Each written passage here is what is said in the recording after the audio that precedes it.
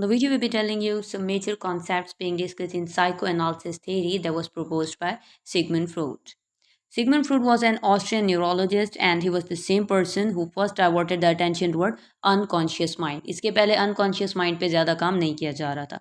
And he proposed the theory psychoanalysis that has to do with personality development and personality dynamics. इस theory के अंदर वो focus put करते हैं, emphasis put करते हैं how personality of human being develops. And for that purpose, he delineated the three levels of our brain. These are conscious, pre-conscious and unconscious mind. Sigmund Freud actually compared these levels of mind to an iceberg. Iceberg से उसने बताया कि that is the upper tip जो होती है iceberg की जो visible होती है that is our conscious mind. ये हमारी विजिबल पर्सनैलिटी होती है. कॉन्शियस माइंड जो हम लोगों के सामने रखते हैं, हम डेलिबरेटली जो कुछ सोच रहे हैं या लोगों को बता रहे हैं, हमारी परसेप्शन है चीज़ों के बारे में, that is our conscious mind. Then comes pre conscious mind that is something below the conscious one. या आइसबर्ग के हवाले से हम बात करें तो जो विजिबल पार्ट है उसके नीचे थोड़ी सी उसकी तय. तो ये हमारे जो है ना ऐसा माइंड है जिसके अंदर हमारी मेमोरीज और जो हमारा नॉलेज वगैरह है वो शॉर्ट पड़ा हुआ है, स्टोर पड़ा हुआ है उसके अंदर. और अब जो है ना अगर हम थोड़ा सा इस पे एम्फेसिस पुट करते हैं, हम कुछ चीज़ें याद करने की कोशिश कर रहे हैं तो ये फ़ौरन से हमारा प्री कॉन्शियस माइंड जो है वो कन्वर्ट हो जाता है कॉन्शियस के अंदर.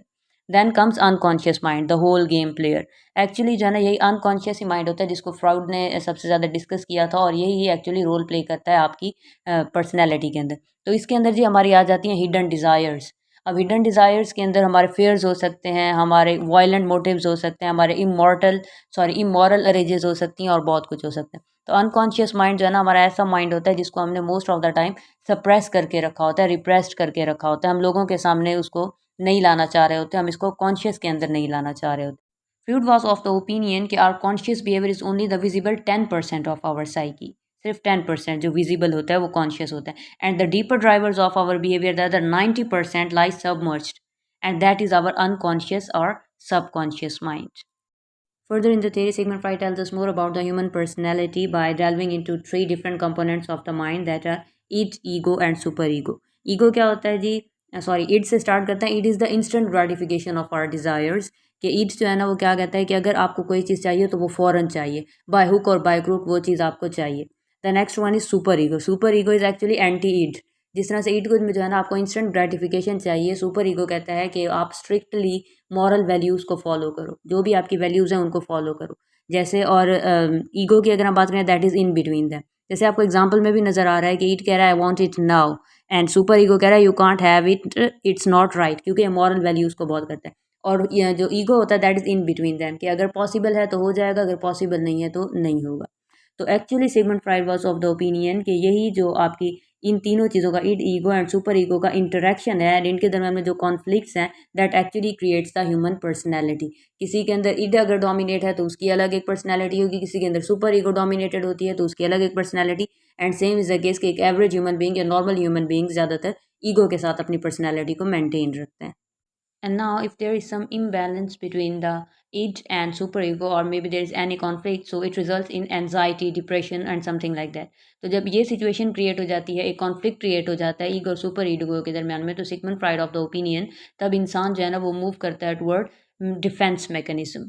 डिफेंस मैकेनिज्म क्या होता है? That is are ways to repress that things. कि आप जो है ना ये जो डिप्रेशन या एनजाइटी फील कर रहे हो इनको कम करने के लिए आप डिफेंस मैकेनिज्म का इस्तेमाल करते हो. वो डिफेंस मैकेनिज्म रिप्रेशन के थ्रू भी हो सकता है कि आप अपने डिज़ायर्स को रिप्रेस कर दो.